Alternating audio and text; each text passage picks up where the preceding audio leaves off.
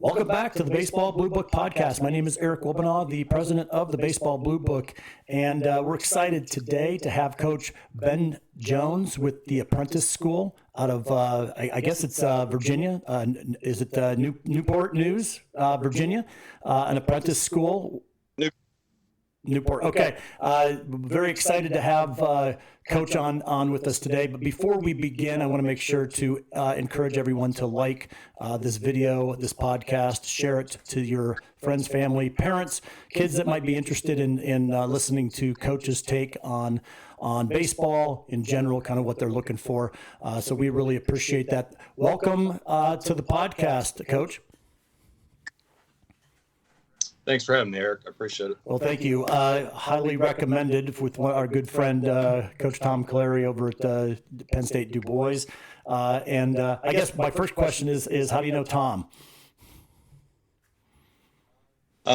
We bumped into, I guess we ran into Tom probably 4 or 5, maybe 6 years ago, up in Du Bois, Pennsylvania for the USCAA Small College World Series. Okay. And he brought a great team to the tournament, represented well, had some bumps and bruises early on, but as you can tell by their past history, he's been rocking and rolling for the probably last 4 years. I believe they won it 3 years in a row. May have been 4. So. Well, that's great. Well, you guys have been pretty successful yourself, and so talking with you and Coach Tom, two of the teams out there to beat really in the small college conference, which is pretty impressive. I think you guys have got 3 championships since 2007. Is that what it is?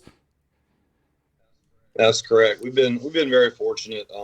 My first year coming on board with Coach Cave in 2007, we actually won it. I was solely working with the pitchers at that time. We won it again in 2015 with a pretty strong, consistent defense and a pretty unbelievable offense that could show up at times with a decent closer to get the job to end the game when we needed it to. And then won it again. Knock on wood, my first year in 2022 as head coach, I was just passed down the torch from Coach Cave and didn't really know what to expect as a head coach, but we were very fortunate. Everything worked out well, except for the first game. We got beat by Miami Hamilton.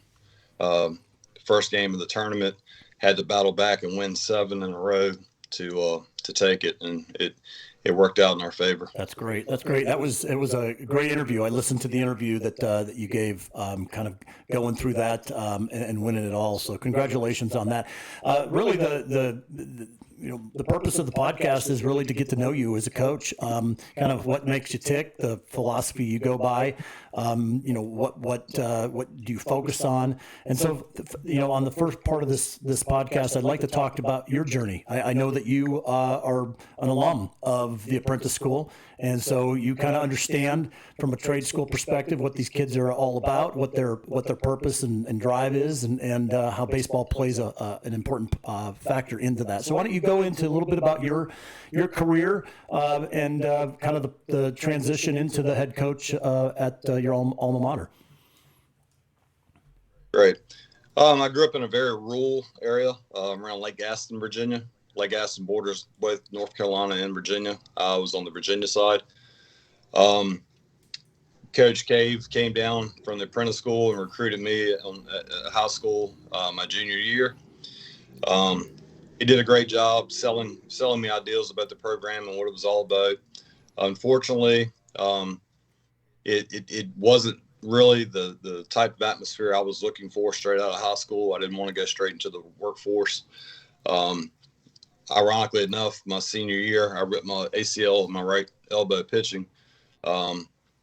Dr. Frank McHugh from UVA said, "Hey, you can finish out the season. You just won't be throwing, very hard." And so basically, I learned how to play second very, very quickly. They took me from third base and pitching and moved me to second. Shortest throw in the infield, basically. Yep. And I concentrated solely on hitting at that point. Did well, improved my average very well. Coach Cave came down again and saw me And even with the Tommy John lined up ready for, as soon as I graduate or right before I graduate, he was still very highly interested, but now he wanted me to swing the bat and maybe play some third after surgery. Once again, I had the surgery. I had surgery actually on graduation day. Don't really remember a lot about graduation or walking across the stage because I guess pain relievers or whatever, but right. Had the surgery, worked through rehab for, I don't know, the next 9 months to get my elbow, the internals and the externals all healed up. Took a couple of years off. I was fortunate enough to get a decent job offer, and so I decided to go that route. The career path was in the cellular infrastructure world. It ended up taking me down to Savannah, Georgia. Everything was great. 5 years went by. The market was strong. A little company that we all know by the name of Verizon, who's now a global conglomerate, Yep. they were starting up and basically bought out the entire East Coast, and all the work that we performed, all the contracts that we had lined up for these smaller cellular companies, the market dried up. Verizon had everybody they needed to do the work. I lost my job. And after about 6 months of helping my father build houses and a few other things, I reached out to Coach Cave and I said, hey, things didn't work out back in 95. Is there a possibility that I could take another crack at this? I'm a lot more mature now. I understand what the world is and what it's about, and the importance of a stable career, especially after going through the Verizon layoff. Coach's question out of his mouth was, can you still throw the ball? Can you still swing the bat? And I said, I'm not really in baseball shape at the moment, but if I'm presented the opportunity, I can definitely, get back in shape in a month or 3 months, whatever it takes. I went down and it was just starting to get cold. So I guess it was roughly the latter half of October in 2003. I met with Coach Cave, talked to him. I'd already applied to the school, got all my transcripts and everything sent in. I sat down and had an interview with the school, an interview for acceptance into the Apprentice School. It went well. I got thumbs up from everybody. I started January 2003, and I was accepted as an outside machinist, which is basically it's a mechanic of the shipyard. I got to work on the world's greatest nuclear-powered aircraft carriers and submarines for the next 4 years. Immediately after graduation and playing for Coach Cave, he offered me the pitching coach job. I also got promoted at work because I decided to stay on with the shipyard. I got promoted at work, went to the inspection department. My wife and I at the time decided, hey, let's start a family. I applied for another job in advanced planning that would give me a little bit more liberty to be able to spend some time at the house and also to be able to coach part-time, excuse me. That worked out well. Everything was good. The next 8 years rolled by of my career, coaching alongside of Coach Cave and Coach McConnell, Coach Buddy Denton. Learned a lot about the game, and it kind of blossomed from there. Like we talked about, my first year in 2007, we won the Small College World Series again in 2015, and ironically enough, Coach K decided, he told the coaches, he said, hey, let's go meet up at one of the local restaurants, and he sat us all down, and it was it was late in 2021, and we were probably a month after finishing the season, over 500 record, fairly successful. But we knew we had we were dealing with all the COVID changes and all that. And Coach Cave said, hey guys, look, I've been in this business for 40 plus years, and enough's enough. I'm going to step away. I'm retiring. I'm going to go down to Florida and go have a great time with my grandkids. Yeah. His son plays his son plays professional baseball, so you can imagine after not being able to see him Yeah. play all of his high school games and stuff like that, that he really wanted to get back and see his son play and spend time with his grandkids and his other kids. So it was kind of music to my ears because it's something that I'd been wanting to get a shot at. I applied for the position, met with the AD. I believe it was either November of 2021 or January of 2022 when they decided to extend me the offer as head coach. I was excited. Immediately met with my assistant coaches and told them, hey, this is the game plan. I don't want to change a lot, but these are my expectations, and hopefully you have expectations for me. I think if we can work together, communicate effectively, and just promote good sportsmanship and playing the game the way it's supposed to be played, we should be successful. And ironically enough, our first year into the tournament, we started with a loss against Miami Hamilton and then won 7 games. Didn't have a lot of pitching left. We were kind of running on fumes at the end there, but we were fortunate enough to battle our way back out of a huge hole that we started in, and we ended up winning it in 2022. That's great. So that's great. Very, very, very proud moment in my career, and couldn't have done it without the assistant coaches and all 25 players came together in just a magnificent way to pull it off. That's great. That's great. You talked about, Coach, kind of your expectations, your philosophy on it. If you could go into a little bit more detail on kind of what you are expecting as a coach. I mean, you were, you're under the tutelage of a coach that had been there for a long time, did things right. You said you kind of kept most things the same, made some adjustments. But what is your, when did you come into kind of figuring out this yourself, kind of putting your own, footprint into the program? I'd start off by saying the first thing I'm looking for is a hard worker, a dedicated young man. I know when I came into the program, I was a little bit older and I was out of shape. I've been away from the game for a while, and I remember early practices in January and February when it's 25 degrees when the sun's setting and you're freezing, and we're thinking, why in the world are we out on a baseball field right now? And at the end of practice, I'd go down to the warning track. Me being the out of shape guy, my lungs weren't there, my legs weren't there, I wasn't conditioned. I was a couple pounds heavier, and I remember Coach Den walking down the right field line, and he got out to the warning track, and he saw all these little scratch marks in the warning track in the crush and run, and I finished sprinting to the right field line, and Coach D said, "Ben, what is there an animal out here? What is putting all these marks on the ground? Is something like are they animal footprints?" I said, "No, sir. I'm keeping count with how many poles I've run." And he said, "Are you kidding me?" And I think he counted them. It was like 32 down and backs. And he said, "How long? You've been doing this. How long you been running?" I said, "Coach D," I said, "I'm out of shape and I've got to set an example." And I said, "The only way I can do it is by hard work. If I can earn my teammates, if I can earn their trust by showing them that I'm here to work and win, they're going to believe in me when I'm on the mound." And that's exactly what I'm looking for from a young man. Is it doesn't matter what position, what role you play.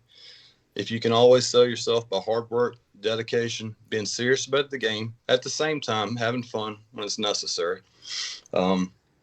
Just good attitude, even after the worst at bat you ever made, having a good attitude. Don't let it show, because your teammates will fuel off of that. They'll feed off of it. And before you know it, if enough of those bad attitudes surface and stay in play, before long you're going to have a plague spreading throughout the whole team. And I myself, Coach McConnell, Coach Grola, none of us are both that. We try to lead by example.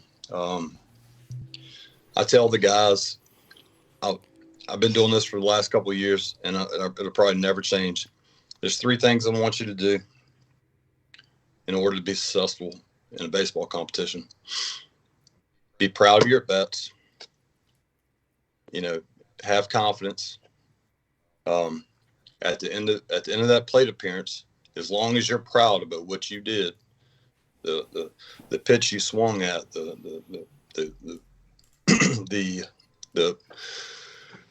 technique or the style, did you try to pull it? Did you try to go with it? Whatever approach you took, be proud of that. Did you swing in a quality pitch? Did you swing in a bad pitch? As long as you're proud of it, you can walk back to the dugout with your head held high with confidence, even if it was a bad at bat and you learn from it. Right. That's the first thing I'm looking for. Number 2, play the game right. Make the routine plays. I'm not concerned with superstars making all these diving catches, but we don't make a routine. We don't catch a routine pop up or turn a routine double play. I don't need superstars. I need guys that can play the game with guts, determination, to make the routine plays. And number 3, on the pitching side of the fence, throw quality strikes. Have a purpose for every pitch. And don't get me wrong, I don't know what the high school baseball mentality is doing up in y'all's area. I believe you guys are northern Pennsylvania. Yeah, well, there's Western Pennsylvania.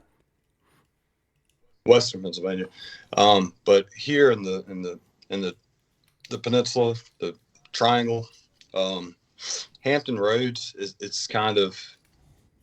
it's not where it was 10 years ago, and it seems to be on a downward. I would not say spiral, but it is definitely decreasing the level of play. And what I'm learning now is that it takes a little bit more time to convey to these true freshmen straight out of high school what we're looking for, the way we do it, and how we play the game.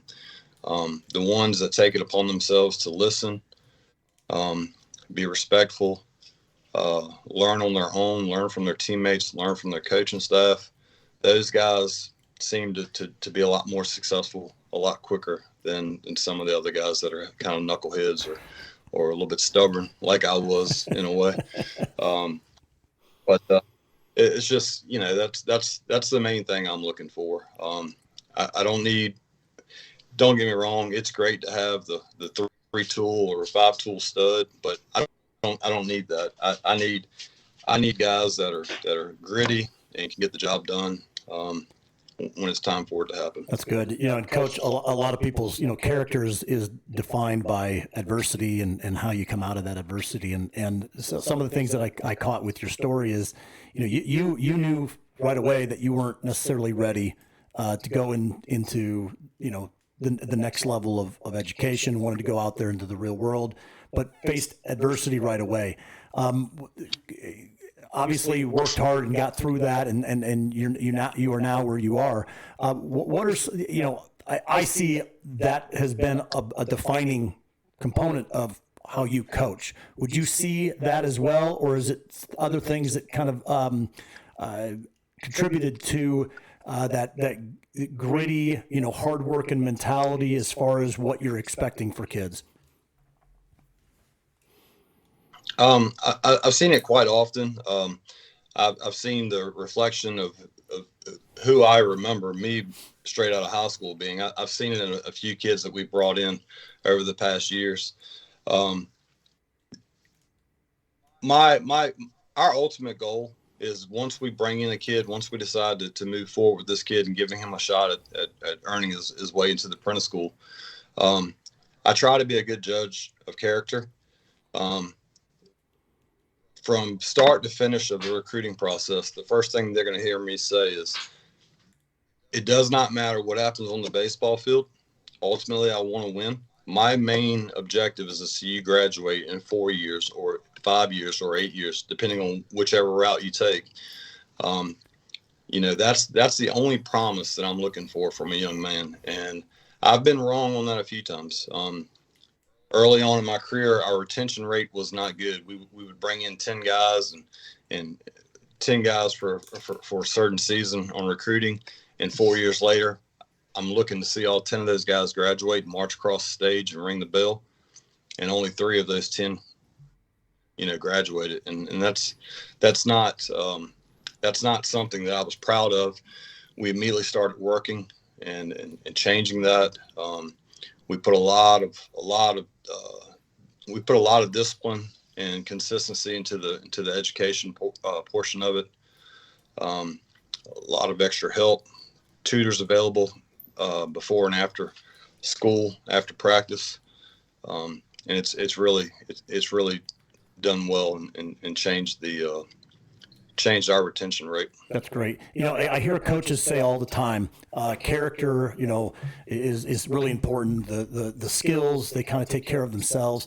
I guess the question is, how do you balance that? Is that typically what you're looking for as when you're comparing two people that are maybe at the same skill level? You go to the character, or are you looking at character and then you kind of start looking at the baseball side? Where do you start and how you found success with? If I'm out recruiting and I'm looking for a shortstop, because I know my starting shortstop's a rising senior. All right, I found two shortstops that I know that can play the game. It's no question about it. They're both right tit for tat, swinging the bat, arm strength, shagging, just making the routine plays. Speed's about the same. If I've only got one recruiting spot left for that season, and it comes down to making a call, who do I bring in? The first thing I'm going to do is I'm going to call every coach that young man has ever played for, and I'm going to start off a conversation with, hey, coach, my name's blah, blah, blah. I'm calling about, for instance, let's say Mike. What can you tell me about Mike? And I do not care about baseball. I want to know upbringing, any problems on and off the field. Was he a knucklehead? Is he dedicated? Did he ever miss a practice? If so, what was the reason he missed? Next thing I'm going to do is try to find out what that young man was interested in when he was off the field.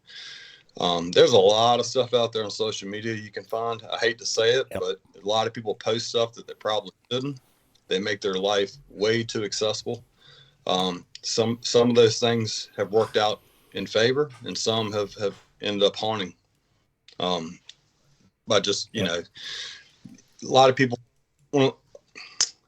for instance, you get upset at a certain thing, and next thing you know, you maybe badmouth somebody on a post or something. If I see that, I know there was a lapse in a judge, a better judge of character. The end result is I'm going to go with who I think is going to work out well in this program. Like I said, it's not the baseball thing that I'm worried about. Last year we had nine guys graduate, and that was with a walk-on that we didn't even recruit. We only recruited 7 of those 9. I don't remember how the 8th one. I don't remember how we got them in. But those are proud moments. Those are really, really proud moments. And out of those 9, I believe 8 of them played 4 years of baseball. So wow. That's a win-win. A win-win for the school. It's a win-win for the company, and it's a win-win for the baseball. No, that's great. Our buddy, Coach Tom, Penn State Du Bois, he always says, don't give coaches a reason to cross you off the list. I think that's what you're kind of talking about, right? It's when you're looking at two people skill wise, we can that's really objective, right? You can look at it and go, okay, they can do this. The subjective side is all of these character things, right? It's the social media post. It's how they carry themselves off the field, and on the field. Obviously, there's times there, but I love that. And so I appreciate you kind of going into what you're looking for. Especially what makes you proud, right? You've won a couple national championships, but the walking the line is really what you're looking for at the end of the day. Do most of the players that you're recruiting? You just mentioned that there's 9 people that just walked the line last year, and or 10 of them, and 8 of them you recruited. Are most of the kids that you're bringing in, are they coming to the apprentice school and you're then evaluating, or are you out there introducing people to the apprentice school and saying, hey, have you come check us out? Here's how does that work from your perspective? We actively recruit basically 365 days a year. It could be at local high schools. It could be at Uh, it could be at workouts. It could be basically anything. We do get a lot of cold calls. Word of mouth always happens. I'm always trying to talk up the school and let them know how proud I am to be affiliated with it and an alumni. Yep. Over the last 20 years that I've been a part of this program, I've had teammates, I've had guys that I coached that graduated. As long as they feel the same way, which that's one thing I try to do.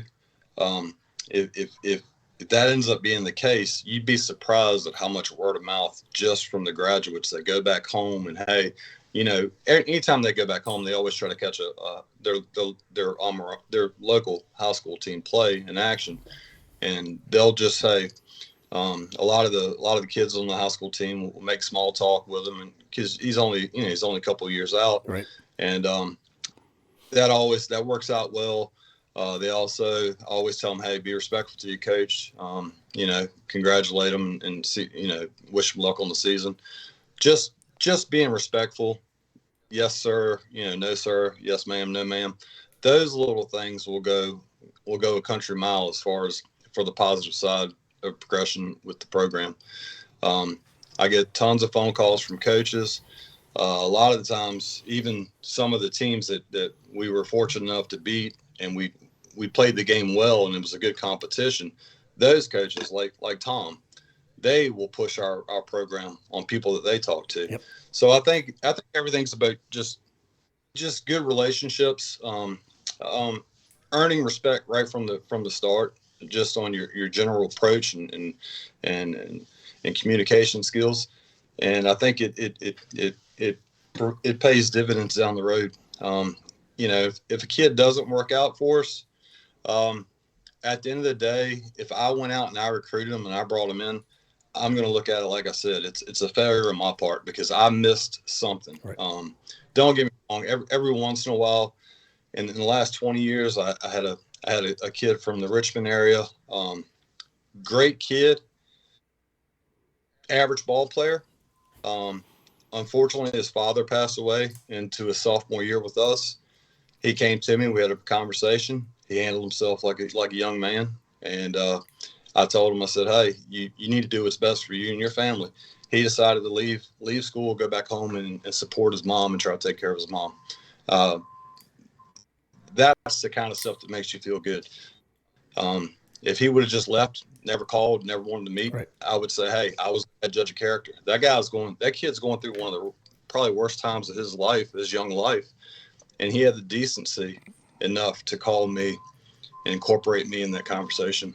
So that's great. Those are things. No, it's fantastic. And the ability for coaches to see through that, I really, it's impressive, right? There's all those books out there, and there's how to hire correctly and managing, hiring managers, and there's so many techniques. Coaches have an ability to look past a lot of the things and go to the character and look for things that truly make a difference. And I really respect you guys for that.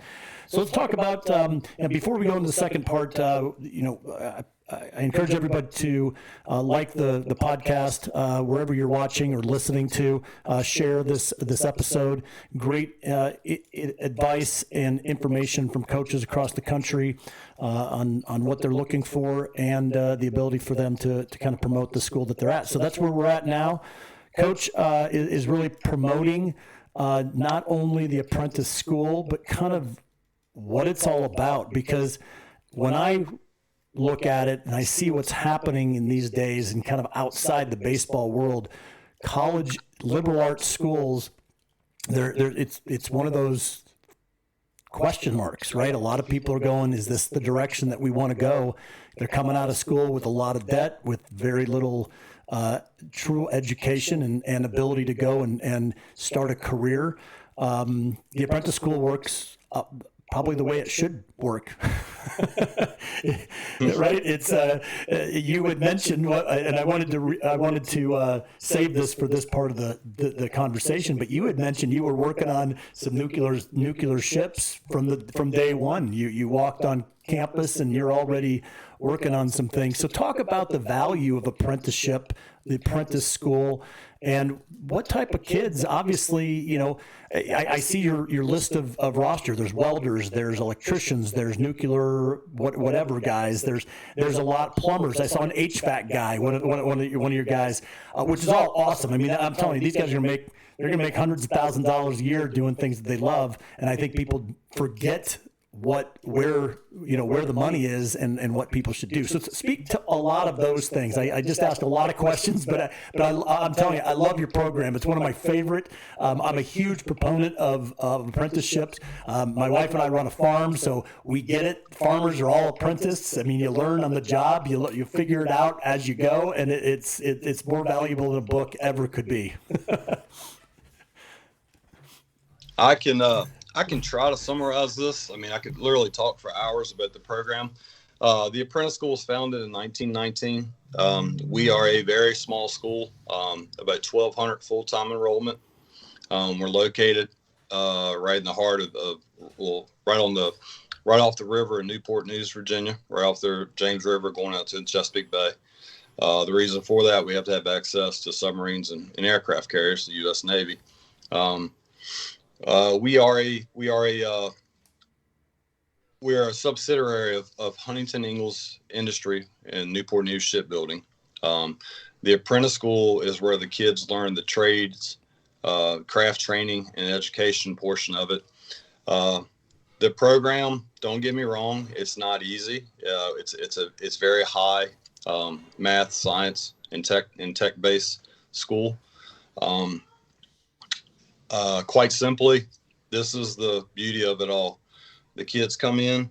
The ultimate goal was to have them. They're learning a trade and to basically be a excuse me to basically be a master of their trade in 4 years. After that 4-year period, when they graduate, they can choose to stay on with the company. A lot of the kids do. Some go back, take jobs back in their hometown to be closer to their families. But if they do decide to stay on with the company, what'll happen is a lot of times they'll put in for jobs, foremen, general foremen, construction supervisors, things like that. They end up being future leaders of our company. That's the short end of the story. The whole program is completely free. They graduate with an associate's degree in applied science. They're registered for a journeyman certificate for whichever trade or discipline they go through. We have 19 trades with 8 additional advanced trades that they can go into. The advanced are more salaried positions. The 19 trades are all hourly positions. You don't pay a dime. Tuition's free. You actually earn money the entire time you're learning your trade. Our guys and girls, I always say guys from a baseball perspective, but we have young ladies too. They start the program first term in a 4-year program. They start the current rates right now. Their first term, they're making 21. It's like 21 and some change an hour. 4 years from there, they graduate at $33 and some change an hour. So you're literally starting your first year out of high school, getting paid to sit in the classroom for 2 days out of the week and down on the waterfront in your trade specific area for the other 3 days a week. You're sitting in a classroom, learning a trade, all free of charge. In the process, you're making $44,000 your first year. And at the time of graduation, you're making $70,000 straight out of high school. Wow. I hear so many nightmares. I have family members that did this. They wanted to go the traditional college university route. They get into their second year. They're still lost, have no idea what they want to do, yep, which type of route they should go towards a major. They just completely lost. Nobody's got it figured out. And honestly, there's a lot of people that don't figure it out till their mid-20s. So if you're interested, if you're out there listening, give it some thought. We've got 2 websites. as.edu is our school website, and it's got all the information about the application process, do you qualify, et cetera, all the trades, all the descriptions about the trades that we offer. There's also a link to our second website, which is our athletics website. That is GoBuilders, GoBuilders.com. That covers all the athletic side of the school. We have a very competitive, I think we play very competitive D3 baseball. We are not a part of the NCAA. We cannot, because our guys basically get paid to play. We're not a member of the USCAA. I'm sorry, we're not a member of the NCAA, but we do follow all their rules and regulations.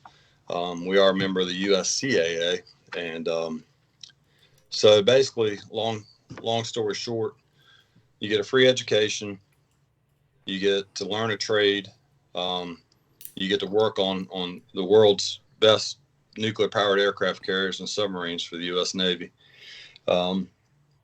You get to rotate every 6 months. You rotate to a new area of the shipyard, and you get to learn, the different areas of responsibility in the shipyard. So you're learning a trade, free education, associate's degree, journeyman certificate, and at the same time, didn't cost you a penny. You should be putting money in your bank account every week. Eric, I'm not going to lie. It's not an easy program. It's very hard.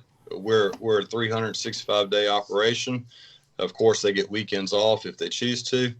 The school portion, like I said, it's 2 days a week. The other 3 days you're down on the waterfront, learn your craft. And but when I say it's not easy, just because it's 99 degrees outside, or if it's sprinkling and 28 degrees in February, it doesn't mean, hey, you get to go back and go get in your bed. We're there to. It's an investment from the school once they decide to go and make you an offer. It's an investment. We're looking for the guys and girls that we can get the most out of, the ones that are going to excel in the classroom, excel in the trades and on the waterfront, and hopefully become future leaders of this company, because it's an investment. And if you're not doing that, if you're a knucklehead, if you're not making the grades, you don't have your priorities lined up, chasing the whistle, coming into work on the days that you're down on the waterfront, the company, there's no way around it. The school will stop making an investment in you, and you'll end up washing out of the program. I spoke a little bit earlier about the retention rate. When I first started, we have made huge strides to hopefully improve our retention rate. When I first started, we were on roughly 60%, 65, 70% of the baseball recruits that we brought in. I'm very proud to say it right now. Our retention rate's around 94% right now for my student athletes that are responsible for the baseball portion. That's great. It's in my opinion, it's kind of the country's best secret. I mean, honestly, it's a different approach from the typical university college standpoint. And honestly, we need our blue collar workforce is dwindling, and this program, in my opinion, is going to keep us afloat for the next 100 years, if not hopefully improve our profits and with the company. So well, it makes sense, right? You've got a corporation that's really funding it, but what they're doing is they're investing in their future leaders and their future workforce, right? And I think that it just makes sense. They've got a benefit at the back end, and so everybody can benefit if everybody works hard. And I think that's really the message across the board here, right? It's an apprentice school, but the expectations are they're different than if you're going to a four-year school or a community college or whatever, right? It's you're not studying a discipline, you're studying a trade, that you're going to be doing on a day-to-day basis, which I think is very unique. With that being said, are you you talked about the retention rates being from 65% up to 94%. The what how you changed to get to that, was that more of looking at older kids? I mean, are you looking at kids like yourself that sat out a couple years, that maturity level, when they've kind of figured out what they want to do? Is it more about them, or was it more about you and figuring out how to find those kids? Honestly, it was kind of a combination of a lot of different things. We spoke earlier about if I've got two shortstops that can play the game the same way, and their mentality is a little bit different, and their off the field behavior is a little bit different, we stopped going after the studs that were just dominant on the field. We stopped doing that. We took a different approach to it. We went after basically a guy that we could be proud of to represent the school 24/7, no matter what the situation is. Number two, we put a lot more emphasis on grades, on GPAs. We started looking at Algebra 1 scores, Algebra 2, geometry scores, stuff like that. We put a lot of emphasis into the math portion of their high school GPA. That really was kind of us turning the corner. The school, in order to qualify, there's a list of like 12 classes in high school that you can have. You only need 4 of them to qualify. Now, qualifying doesn't mean you'll get accepted into the school, but it does give you the right to apply to the school because you do meet the minimum requirements. Around, I want to say it was about 2009 or 2010, as the baseball portion, representing the baseball portion, Coach Cave and Coach McConnell and myself and Coach D, we got together and we said, hey, instead of meeting 4 on the minimum qualifications, we need to be looking at guys that have 8 of the qualifying classes, if not 10 of the qualifying classes. When we started taking that approach, we started realizing the guys they weren't only just dominant or playing competitively on the field, they were dominant in the classrooms. Right. I mean, I monitor grades all the time. I get a grade report basically twice a week, and it tells me if a guy starts to drop below an 80 average, me as the coach, first thing I'm going to do is I'm going to call the guy into the coach's room. We're going to have a talk. And I'll go back to the first thing I told him. I'm not worried about what you do on the field. I need to see you graduate and march across that stage and ring the bell. Your grades are not a direct reflection of that conversation right now. I hate to say it, but you're dismissed from practice and game participation until your average is back up to an 85. I've had that conversation several times over the years. It works. The guy immediately gets his priorities back in order. It shows in the classroom. We bring him back out to practice and into games, and it shows on the field as well.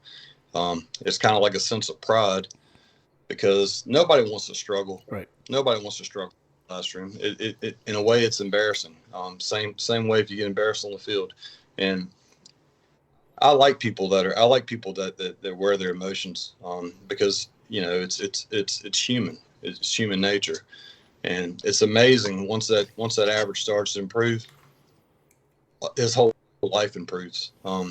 So generally speaking, but those are the 2 small changes that we made, and they ended up making a huge impact with the school and our retention rate from the baseball side of the house. That's great. I'm reminded of Coach Bobby Knight's quote that talks about benching, putting somebody's butt on a bench, and what it does to their mind. Right. Yeah. It's. I ran across that a couple weeks ago, and I thought it was amazing when I heard it. I was like, "Hey, that makes sense." Well, I think there's too few of those things going on, right? You got to make some consequences for decisions, and sometimes the decisions are just not putting enough focus on areas that you need to focus on. It's not like they're being, they're not purposely doing something. Kids need direction. They need structure. They need, they need that guidance. And when you point it out and say, hey, this isn't acceptable, if you've recruited correctly, which it sounds like you are now, their character kicks in, right? I mean, like you said, they don't want to be embarrassed and they don't want to miss games, so they're gonna do it. So I think that's great. Coach, this has been a lot of fun, getting to know your program, getting to know you.